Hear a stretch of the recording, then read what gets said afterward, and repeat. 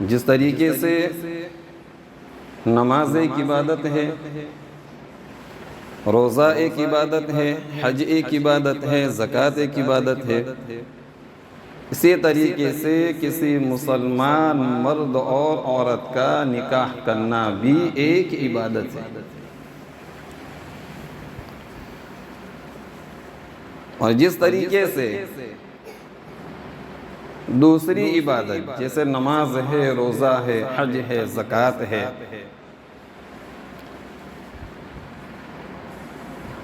اس کا ایک طریقہ ہے،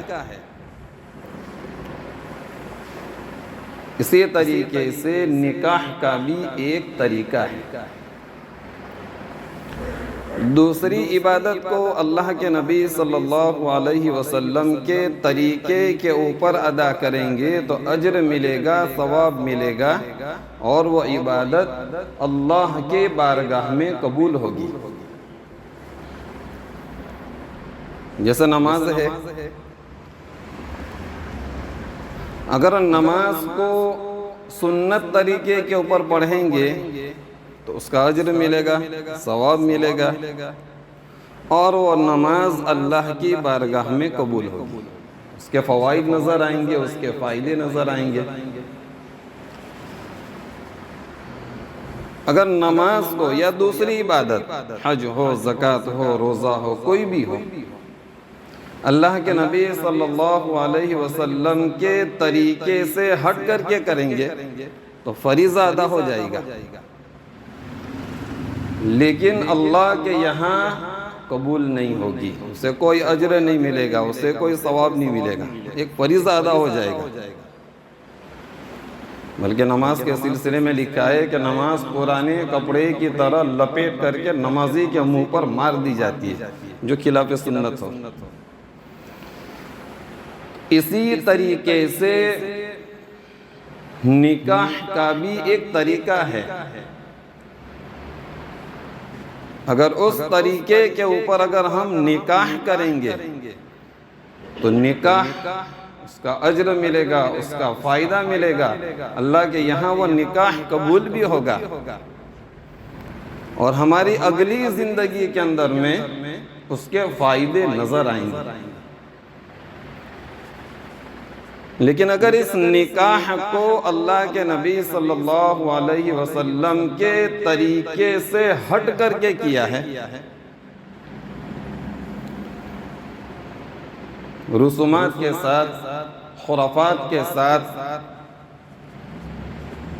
اور نہ جانے کیسی کیسی چیزیں آج ہم دیکھتے ہیں ہمارے معاشرے کے اندر میں رائج ہے،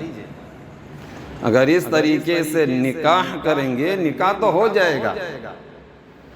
لیکن اس نکاح کے جو فوائد ہے، اس کے جو برکات ہے، وہ نکاح کے بعد کی زندگی میں ظاہر نہیں ہوں گے۔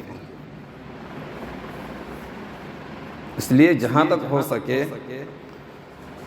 نکاح کو اللہ کے نبی صلی اللہ علیہ وسلم کے طریقے کے اوپر کرنا چاہیے۔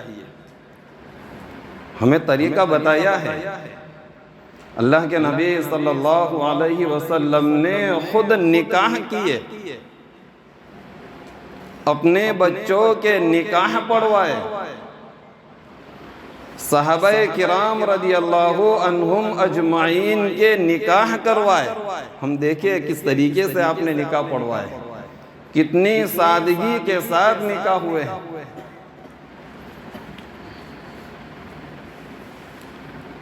حضرت فاطمہ الزہرا رضی اللہ تعالی عنہ اللہ کے نبی صلی اللہ علیہ وسلم کی لاڈلی اور چہیتی بیٹی، اور جنتی عورتوں کی سردار، کتابوں کے اندر میں حضرت فاطمہ رضی اللہ تعالی عنہ کے نکاح کا واقعہ بڑی تفصیل سے علماء نے لکھا ہے۔ ہمیں چاہیے کہ ہم پڑھیں اس کو۔ ہمارے یہاں اگر کبھی شادی ہو، بیاہ ہو، نکاح ہو، چاہے لڑکا ہو لڑکی ہو،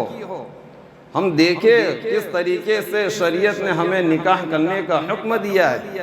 اس کے مطابق نکاح کریں۔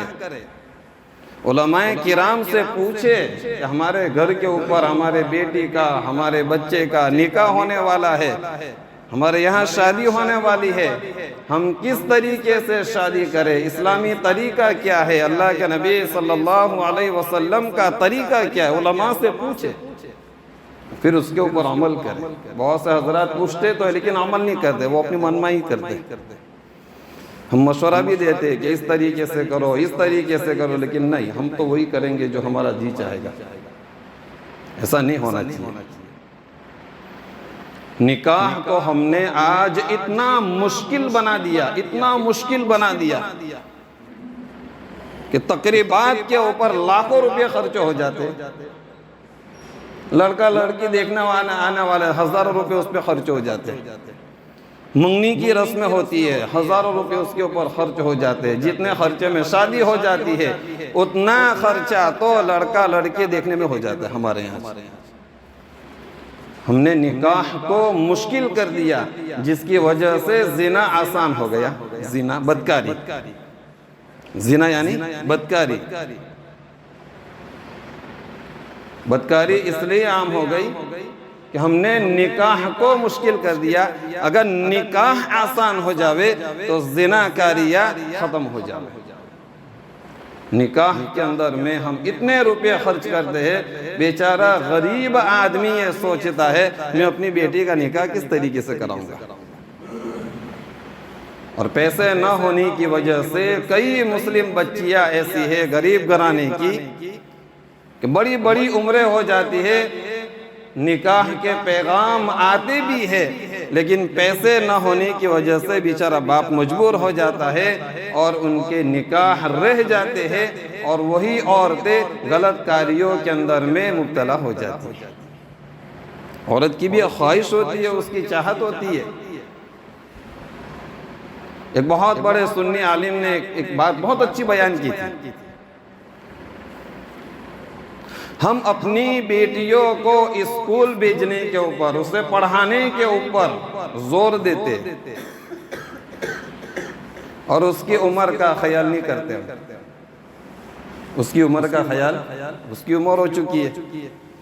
شادی کی عمر ہو چکی ہے، اب اس کے دل کے اندر میں خواہش رہتی ہے میرا کوئی جیون ساتھی ہو، میرا کوئی اپنا ہو جس کے سامنے میں بات رکھ سکوں، اس کے ساتھ رہ سکوں، اپنی خواہشات کو پوری کر سکوں، لیکن شرم کی وجہ سے وہ باپ کے سامنے زبان نہیں کھول سکتی۔ کیوں؟ عورت کے اندر میں شرم بہت زیادہ رکھی ہے اللہ تعالیٰ نے۔ اب وہ شرم کی وجہ سے اپنے باپ کے سامنے بیان نہیں کر سکتی، اور باپ اس کی بات کو سمجھ نہیں پاتا، اور پھر ایک زمانہ ایسا آتا ہے کہ وہ لڑکی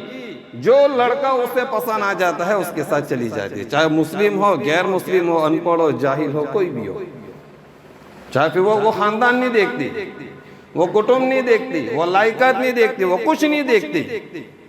بس جس نے اس کو اس کی طرف مائل کیا وہ اس کی طرف مائل ہو جاتی ہے اور وہ چلی جاتی ہے، اور ذمہ دار ماں باپ بن جاتے ہیں۔ اس لیے شریعت نے لکھا ہے کہ جب عورت ہو یا لڑکا ہو یا لڑکی ہو، جب وہ شادی کی عمر کو پہنچ جاوے اور مناسب رشتہ آ جاوے فوراً اس کا نکاح کر دے۔